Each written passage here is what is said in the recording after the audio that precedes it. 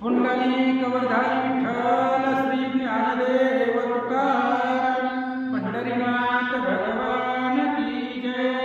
प्रभु श्री रामचंद्र भगवान की जय। कपिवर्य महारुद्र हनुमान की जय। श्री गणेशाय नमः।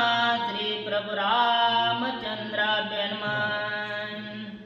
कपी पुरुषार्थाती प्रचंड राक्षसाचे बळबंड प्रताप ऐकता काळे तोंड लज्जा वितंड लंकेशा। कथेचं अनुसंधान ग्रंथकर्ते श्री संत एकनाथ महाराज या ठिकाणी सांगतायत। पाठीमागच्या अध्यायामध्ये विभीषणजीनं हनुमंतरायाचं बळ पुरुषार्थ वर्णन केला आणि तो असणारा पुरुषार्थ पाहिला गेला, बघितला गेला। त्यावेळेस राजा रावणाचं तोंड काळं झालं, राजा रावणाला लाज वाटू लागली। काय करतात? हनुमंताच्या ते प्रबळ विभीषणे वानले बळ तेने राक्षसे सकळा तळमळ पैकरकी। विभीषणजीनं हनुमंताच्या पुरुषार्थाचं वर्णन केलं। हनुमंताचं बळ सभेमध्ये वर्णन केल्यानंतर ना राक्षस तळमळ करू लागले। राक्षस आधीच हनुमंताचा मार खाल्लेला होता, त्याच्यामुळे राक्षस घाबरलेली होती। अधिक विभीषणजीनं हनुमंताच्या पुरुषार्थाचं वर्णन केलं, त्यामुळे राक्षस चळ सभेमध्ये कापू लागले। राक्षस सेनानी प्रधान अवघे झाले दीना सभा समस्त लज्जायमान म्लान वदन दशमुख। आणि हनुमंताच्या बळाचं वर्णन केल्यानंतर ना राक्षसाचं बळ संपलं गेलं। राक्षस हीन दीन झाले, राक्षस बसल्या जागेवरती थर कापू लागली। सगळे सभेला लाज वाटू लागली आणि त्या सभेमध्ये रावणालाही लाज वाटू लागली आणि लज्जायमान रावण सभेमध्ये खाली मान घालून बसला।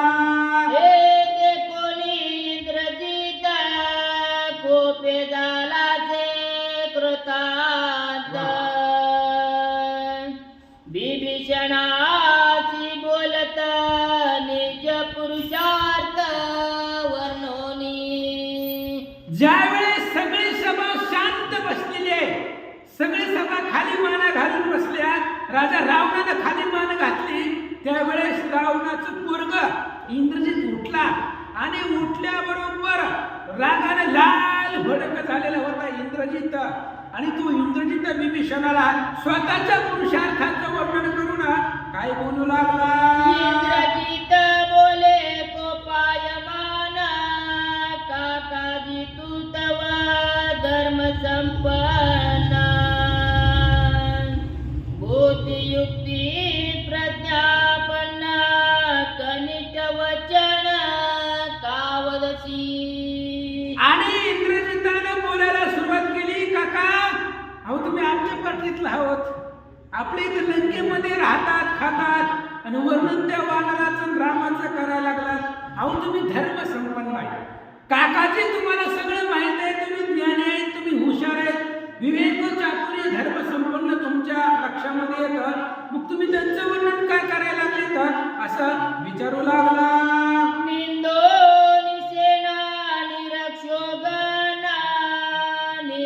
सोनिया प्रधान राम लक्ष्मणाची अंगवना परम दारुण वानिशी। आणि इंद्रजितानं बोलायला सुरुवात केली, काका एका आमच्या सैन्याची निंदा केली तुम्ही। इथं बसलेले सगळे सभेमध्ये जे आमचं सैन्य आहे त्या आमच्या सैन्याची निंदा केली आणि त्या हनुमंताचं वर्णन तुम्ही करायला लागला का असं इंद्रजित बोलू लागला। उद्देशून एक तू आनंदिले आमचे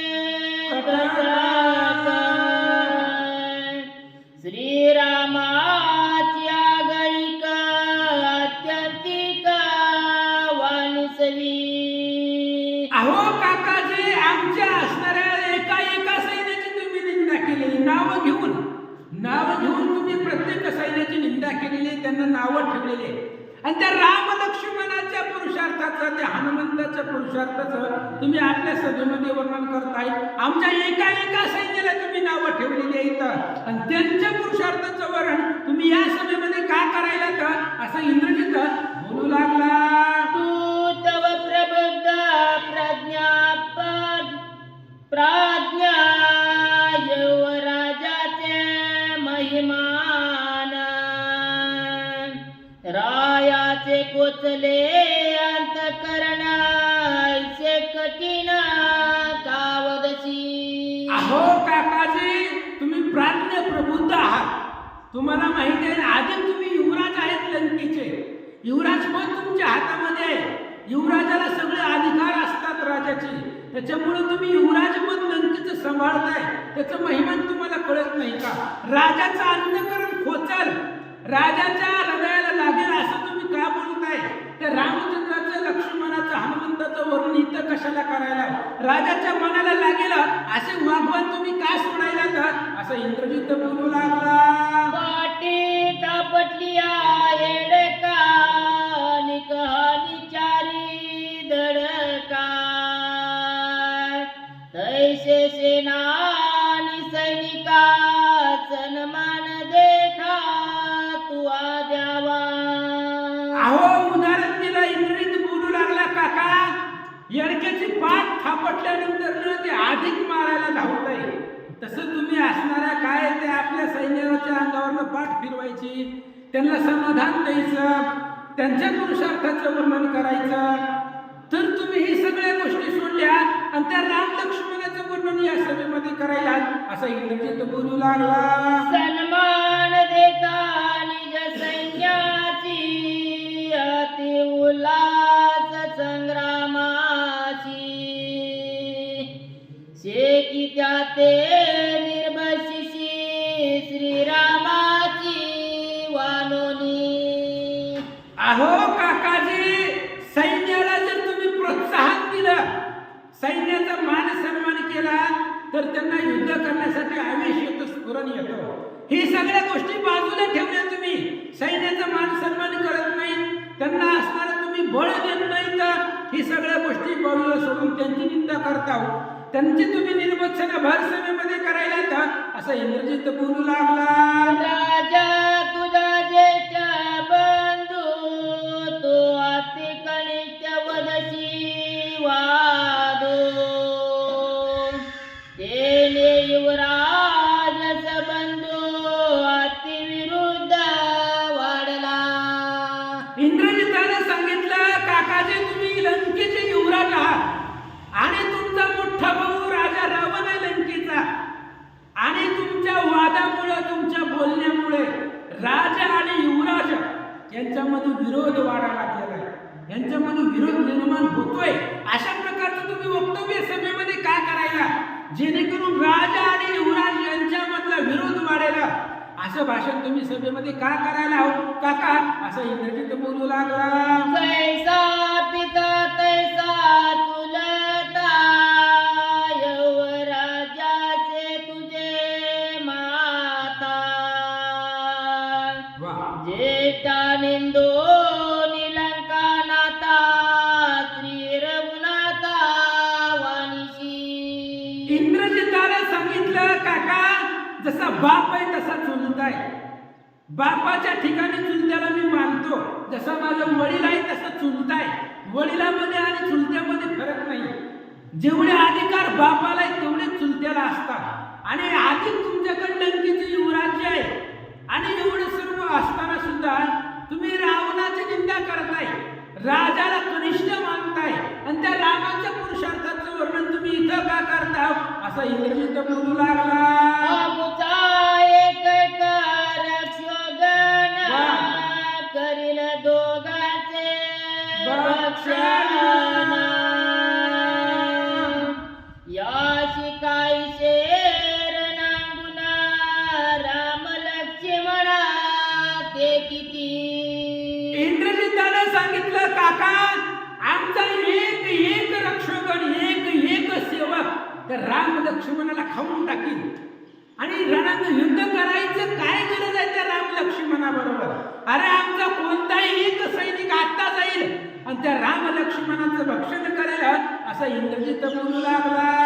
बापुडे राम लक्ष्मण मुचे दृष्टी सते तृणा परिसमाजी अंगवना चरणा चरणानुपयेती. इंद्रजिताने सांगितलं भीमसेनजीला, काका अरे ते राम लक्ष्मणाचं वर्णन तुम्ही ते आमच्या पुढे काय करायला आहे? अरे माझी दृष्टी पुढे ते तृण आहेत, गवताप्रमाणे आहेत, आम्ही त्यांना किंमतही देत नाही. अरे त्या राम लक्ष्मणाला मारायला मला काय वेळ लागते? काका तुम्ही मला ओळखताय लहानपणापासून, माझ्या अंगावर माझा पुरुषार्थ जर तुम्हाला माहिती नसेल तर रिपीट करतो, ऐका. वलयांकित राजोक्ती यज्ञ भोगिता मरपती तो म्यानिलाचे क्षिती लंके प्रती कामरा. इंद्रजिताने सांगितलं, काका तुम्हाला माझी ताकद माहिती नाही, पृथ्वी वलयांकित राजे किती. अरे या असणाऱ्या पृथ्वीवरचे सगळे राजे आम्ही जिंकलेले. एवढंच नाही, यज्ञ केल्यानंतर ते यज्ञाच्या पुण्याने मिळणार इंद्रपद आहे. इंद्रपद, इंद्राचा असणारा अधिकारी जो इंद्र आहे त्या इंद्राला आम्ही गळाला बांधून लंकेमध्ये कामाला आणून ठेवलंय असं इंद्रजित बोलू लागला. आसंडोनिया ऐरावती आरडत पाडिलाचे क्षिती दात उपडून घेतला हाती त्रिजगती चळकापे. अहो काकाश्री तुम्हाला माझी ताकद माहिती नाही तर सांगतो, ते इंद्राचा ऐरावत हत्ती, त्या हत्तीला सुद्धा सगळे थर थर थर कापत होते. त्या हत्तीला मी आसूडलं, खाली पाडलं. आरण्यात होता ते ऐरावत नावाचा हत्ती, त्याचं दात हातामध्ये त्या ठिकाणी काढून घेतला आणि त्रिजगत मला घाबरताय, भीत आहे असं इंद्रजित बोलू लागला. माझी ऐकताची सुरगन एका एका अवघे पडती यादो मुका जेविका रंग दिना. अहो काकाश्री मी नुसती हात जरी दिला, माझा आवाज जरी कानावरती पडला तरी देव लोक, राक्षस लोक सगळेजण मला चळचळ चळचळ कापतात.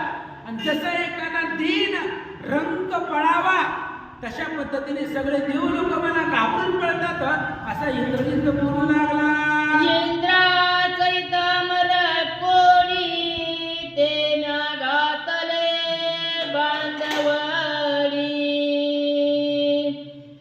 ते काय श्रीरामाची प्रौढी सायमाकडी वानिशी.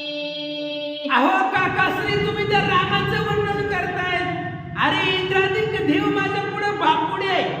इंद्रादिक देवाने मी इथं लंकेमध्ये कामाला आणलंय आणि काय त्या राम लक्ष्मणाबरोबर माकडं त्यांना सह्य आहे का? आणि त्या राम लक्ष्मणाचं वर्णन इथं आमच्या सभेमध्ये का करता असं इंद्रजित बोलू लागला. अंगद सुग्रीव हनुमंत नळ नीळ जांबुवंत राक्षसा भक्ष्य हे समस्त दांता दांत न लागता. अहो ते असणारा सुग्रीव असेल, हनुमंत असेल, अंगद असेल, हे आमच्या राक्षसांचं भक्ष्य आहे. आम्ही त्यांना तोंडी लावल्यासारखं त्या ठिकाणी खाऊन टाकतो आणि त्यांचं काय आहे? अरे ते एका घासाला सुद्धा आम्हाला पुरणार नाही. तर एका घासामध्ये ते अंगदाला, सुग्रीवाला, हनुमंताला आम्ही खाऊन टाकेल, हे आमच्या राक्षसांचं भक्ष्य आहे असं इंद्रजित बोलू लागला. मनुष्य आमचे आहारी वानरेत व कोशी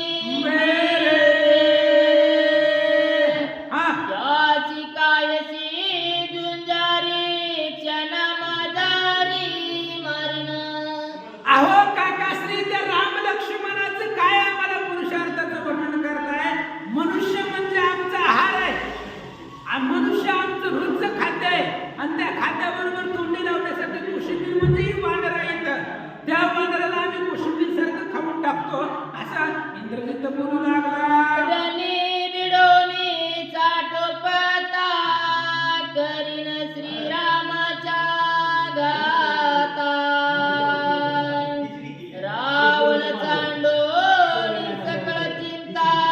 सुखे सीता भोगावी इंद्रा सहिता मरक पोळी ते म्या घातले बांधवडी ते काळशी रामाची प्रौढी साय माकडी वाणीची कथेचं अनुसंधान इंद्रजित सांगू लागलेला आहे काकाजी.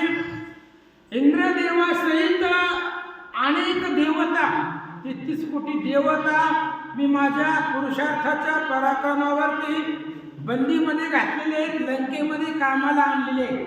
एवढा माझा पुरुषार्थ असताना सुद्धा तुम्ही त्या राम लक्ष्मणाचं वर्णन इथं आमच्या सभेमध्ये काय करताय असं इंद्रजित विचारू लागला.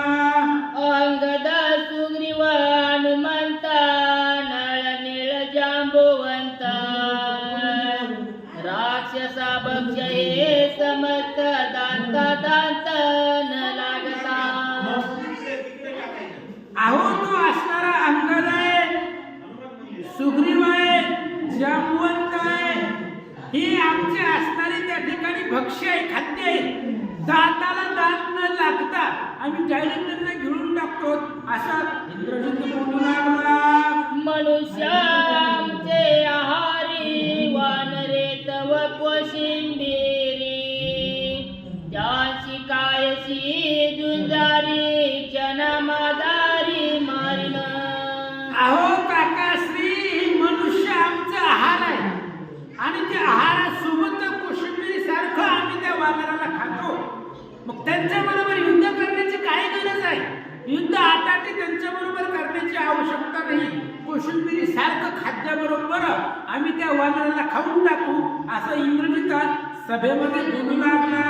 रणी बिडोनी चाटोपता करीन श्रीरामाच्या घाता रावण सांडोनी सकळ चिंता सुखे सीता भोगावी. इंद्रजिताने सांगितलं भर सभेमध्ये, रावणाला म्हणले पप्पा तुम्ही टेन्शन घेऊ नका, निवांत जी काही रामाची सीता आणलेली तिचा उपभोग घ्या. आताच्या आता जातो आणि त्या रामाबरोबर साठोपणे युद्ध करतो, त्याला जिंकतो मारतो असं बोलू लागला.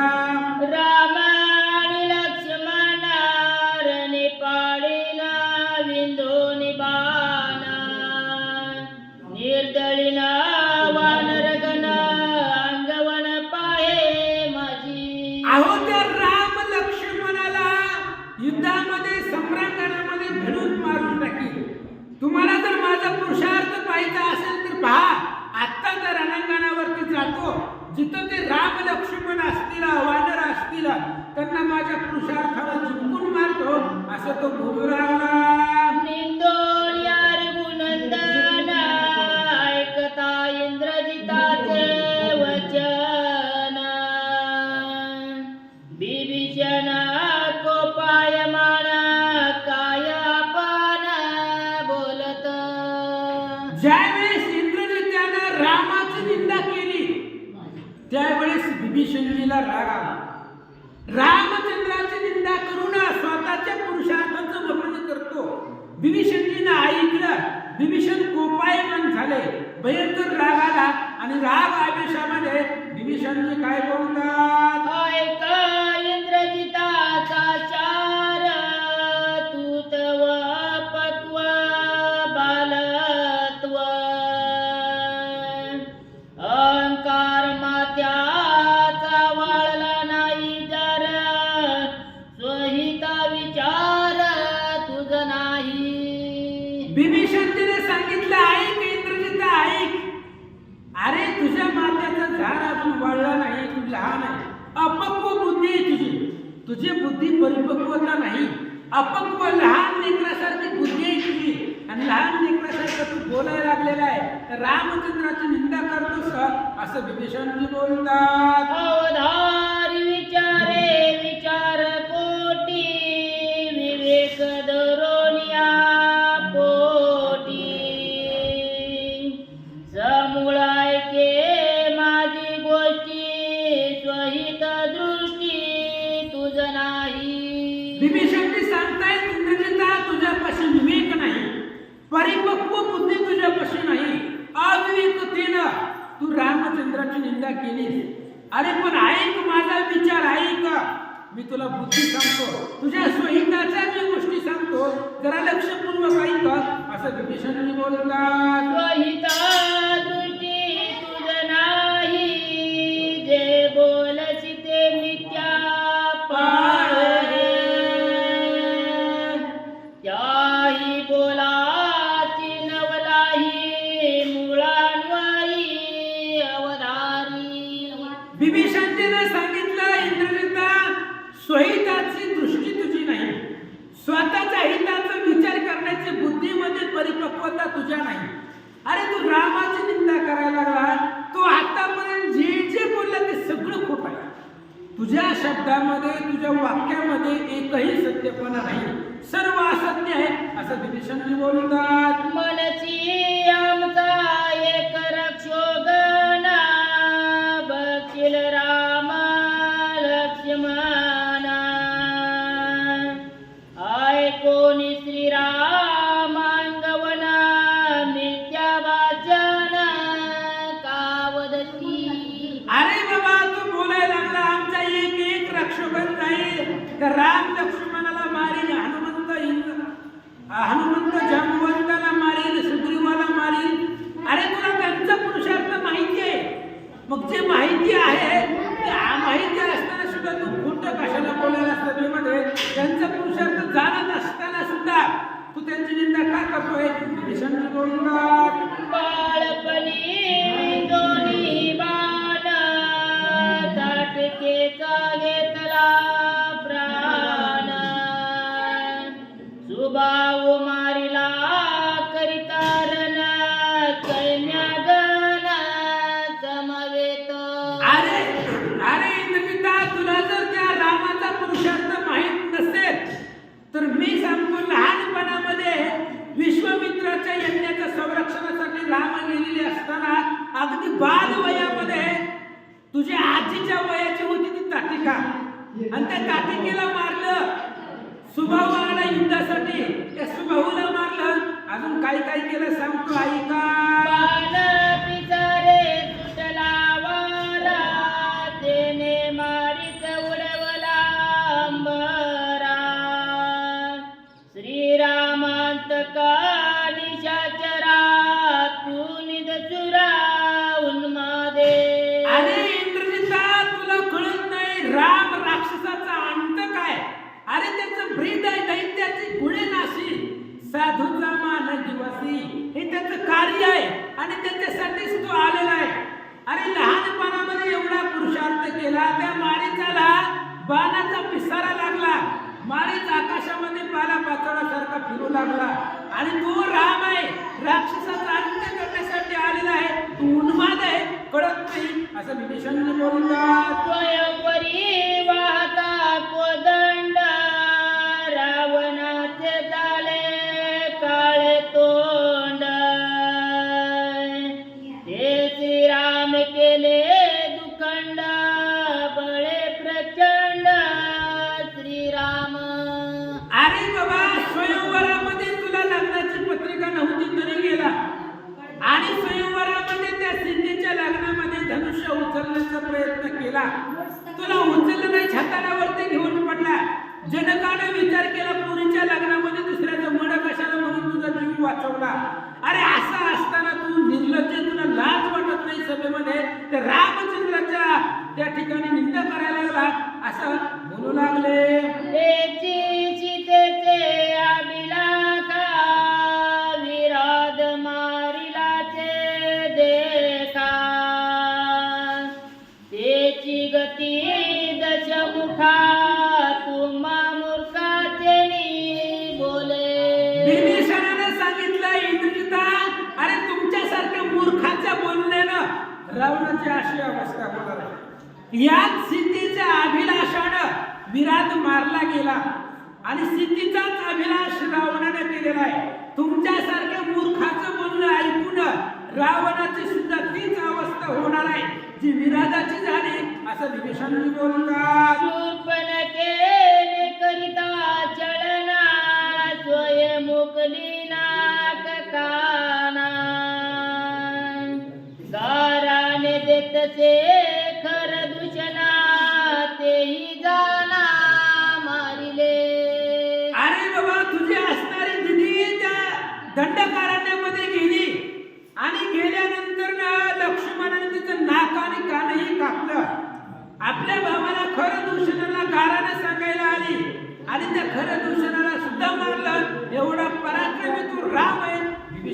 म्हणतात त्रिशिराने कर दूषण 14 सहस्र रक्षोगण रामे मारिले करो निरना दुर्धर बाण वर्षोनी. अरे बाबा 14,000 राक्षस अधिक दिग्गजरवती खरदूषण तुषारा यांना सर्वांना रामानं मारलेलं आहे. दुर्धर अशा प्रकारचं बाण वर्षाव करून रामाने त्यांना मारलेलं आहे असं बोलू लागला. नाही सैन्य संपत्ती एकला श्रीराम पदाती. त्याची आयची ऐकोनी ख्याती तुका दुर्मती वदलाची. अरे इंद्रजिता तुला माहित नाही, तुला कळत नाही, एवढा राम आहे. नाही साह्य ना सांगती, कोणी सोबतीला नाही, रामाकड रथ नाही, रामाकड सैन्य नाही, एकला एक राम पदाती आहे. आणि त्याची एवढी ख्याती ऐकून सुद्धा त्या रामाबद्दल वाईट वक्रोक्ती, वाईट शब्द तू या सभेमध्ये का बोलतोस असा विभीषणजी बोलतात. नकट्या शूर्पणखेच्या बोली रावणे पाप बुद्धी केली. सीता चोरिता बीक लागली तैशी आली अवदसा. अरे बाबा त्या नकटीचं बोलणं ऐकलं, तिला नाकच नाही, ती दुसऱ्या स्त्रीचं वर्णन करून रावणाला सांगू लागली. आणि त्या शूर्पणखेचं बोलणं ऐकून राजा रावण भिकारी झाला. देश सोन्याचा आहे तरी सुद्धा त्या नकटीचं बोलणं ऐकून हातामध्ये भिकेची झोळी घेतली आणि सीतेला आणल्यापासून लंकेमध्ये तसंच असणार अवदशा लंकेला प्राप्त झालेली आहे असं बोलू लागले. चोरावया करणारी राजानी होय भिकारी. जळो ते वाटिकेची त्वरे निर्लज्ज बारी तू एक. अरे परस्त्री तू तिचं हरण केलेलं आहे, तुझं कर्म तू चोरी केलेली आहे आणि तुझं असणारं वाईट कर्म आहे. चोरी करणं महापाप आहे, परस्त्रीचं हरण करणं महापाप आहे. अशा प्रकारची पाप वाईट कर्म तू केलेली आहे. तर विभीषणजी बोलतात तुझे वाटवा लंका नाता मरण देवळी मारीच्या माता. चळणोनी सुमित्रच्या सुता चोरून सीता पळाला. रावणा तुझा दुसरा पराक्रम असा आहे, मरण आलेलं होतं तुला आणि ते मरण मारीचाच्या मस्तकावरती आपल्यावरती येणारं मरण दुसऱ्याच्या मस्तकावरती दिलं. लक्ष्मणाचं छळन केलं आणि लक्ष्मणाचं छळन करून त्याला त्या ठिकाणी हनुमानच्या पाठीमागं पाठवलं असं बोलू लागले. लक्ष्मणाची मर्यादा रेखा नुलंगवेची दशमुखा.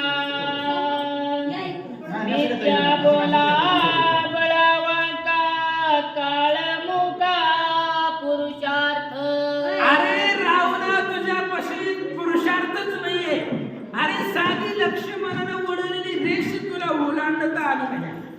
त्या लक्ष्मणाची रेषा ओलांडताना तुझं तोंड काळं झालं आणि त्या सभेमध्ये तू त्यांची निंदा करायला लागला पाठीमागं. अरे साधी रेष ओलांडता आली नाही असं विभीषणजी भर सभेमध्ये राजा रावणाला उद्देशून बोलू लागले. जटायुषी करिता दान रावणे दांती धरले तृण. याची मारले करुणी चळन पापी पूर्ण तुम्हा एक. अरे तुम्ही सगळे पापी आहेत. विभीषणजी म्हणताय तुम्ही पापी आहेत. अरे त्या जटायू बरोबर युद्ध करत असताना त्या जटायू तुला ऐकत नव्हता म्हणून त्या जटायूचं तू छळन केलं.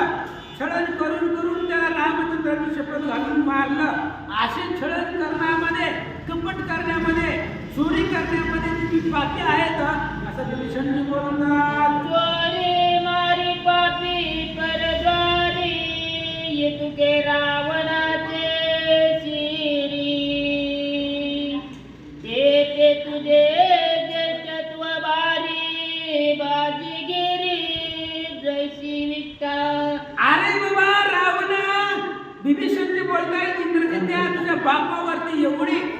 असणारे त्या ठिकाणी पाप आहेत. चोरी, मारी, पापी, परद्वारी अशा प्रकारची पाप त्या रावणाच्या मस्तकावरती आहेत असं बोलू लागला. मनची जिंतीला ऐरावती आणि जिंतीला अमरपती. सुरवराची लावली ख्याती श्रीरामा प्रती तसे नचले. अरे इंद्रजिता, तुला वाटत असेल तू इंद्राला जिंकलं, ऐरावती हत्तीला जिंकलं, पण देव लोकांना जरी जिंकलं, एवढ्या सर्वांना जरी जिंकलं असलं तरी श्रीरामाप्रती देणं चाले. अरे एवढ्यानं जिंकलं असेल पण रामापाशी असलं काही चालत नाही असं विभीषण बोलतात. वरुणा चक्र ब्रह्मादीश हे श्रीरामाचे अंशानुअंश. हे तुने नची बाळबाच्या जगी जगदीश श्रीराम. अरे इंद्रजिता, तुला कळत नाही, जगे जगदीश श्रीराम. अरे राम जगतामध्ये श्रेष्ठ आहे. जी काय असणारी ब्रह्मचंद्र इंद्र सुरवर देव लोक आहे ती रामाचे अंश आहे. असा असणारा जगदीश समर्थ असा असणारा तो राम आहे असं विभीषण बोलतात. मनची दमिला ऐरावती चरणीची उदरती. श्रीरामाची परमशक्ती बाळमती तुने नची. अरे इंद्रजिता, तुला वाटत असेल मी इंद्राला जिंकला, ऐरावती हत्तीचा दात उपटून हातामध्ये घेतला, असं जरी तो पुरुषार्थ केले असले तरी रामापाशी ते चालत नाही. तू एवढ्यानं जरी जिंकला असलं तरी तुझा पुरुषार्थ रामापाशी चालणार नाही असं विभीषणजी बोलतात. बोलती स्वयनिज पुरुषार्था मी मारिन श्री रघुनाथा. रावणे सुखे भोगावी सीता परदारता तू महापापी. अरे इंद्रजिता, तू मगापासून बोलायला मी राम लक्ष्मणाला मारील, हनुमंत सुग्रीवाला मारील, ते आमचं खाद्य आहे. आणि रावणाने जी काय रामाची आणलेली सीता आहे ते असणारी सीतेचा उपभोग घ्यावा असं तू बोलायला लागला असं विभीषणजी बोलतात. रायाची सांगता पाप बुद्धी तो वधावस प्रेम दे. राजपुत्र तो दुर्बती महामूर्ती कुलगाती. विभीषणजीने सांगितलं, ऐक इंद्रजिता, राजाला जो पाप मार्गाने वागण्यास प्रवृत्त करतो, राजाला जो पापी मार्गाने वागायला लावतो, अशी बुद्धी जी सांगतो ती दुर्बुद्धी आहे आणि सभेमध्ये त्याचा वध करावा अशी राजनीती आहे. तो कुणीही असू द्या, जो राजाला वाईट मार्गाने चालायला लावतो त्याचा सभेमध्ये वधच करावा असं विभीषणजी बोलतात. तू एक मारिल्या जाना सकळ कुळाची कल्याण. हे बुद्धिनायकता रावण कुळ निर्दळ पावेल. अरे इंद्रजिता, तू एकटा मारल्यानंतर मी तुला जरी आताच्या आता मारलं तर बाकीचं सगळं कुळ वाचेल. तू मेल्यानंतर राजा रावण सुखी होईल, कुळ निर्दळ वाचेल असं बोलू लागला. इंद्रजित बोलतो निज बाळा ते मिथ्या पैसमोळा. सभा सर्वज्ञ ऐका सकळ राय प्रांजळ परिसावे. विभीषणजीला भर सभेमध्ये सांगितलं, ऐका इंद्रजित आता जे जे बोललेलं आहे सगळं खोट आहे. राजाला प्रबोधन करण्यासाठी, प्रलोभ दाखवण्यासाठी, त्याच्या समाधानासाठी तू बोलतोय, पण इंद्रजित आता जो जो बोललेला आहे तो सगळं खोट आहे असं विभीषणजी बोलतात. प्रलोभावयालंकानाथा मारून म्हणशी तू रघुनाथा. हनुमंतेशी युद्ध करिता तुझ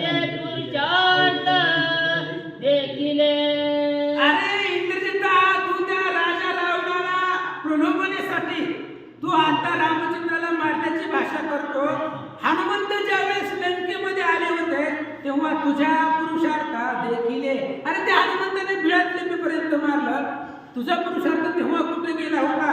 आणि आता रावणाला प्रलोभ दाखवण्यासाठी तो रामचंद्राला मारण्याचा गप्पा मारतोय असं विभीषणजी बोलतात. हनुमंताची रणी बिडता शस्त्रास्त्र गेली व्रता,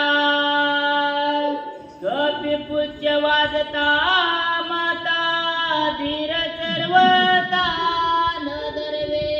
अरे त्या हनुमंताबरोबर युद्ध करत असताना तुझी शस्त्र अस्त्र कपट सगळं वाया गेलं.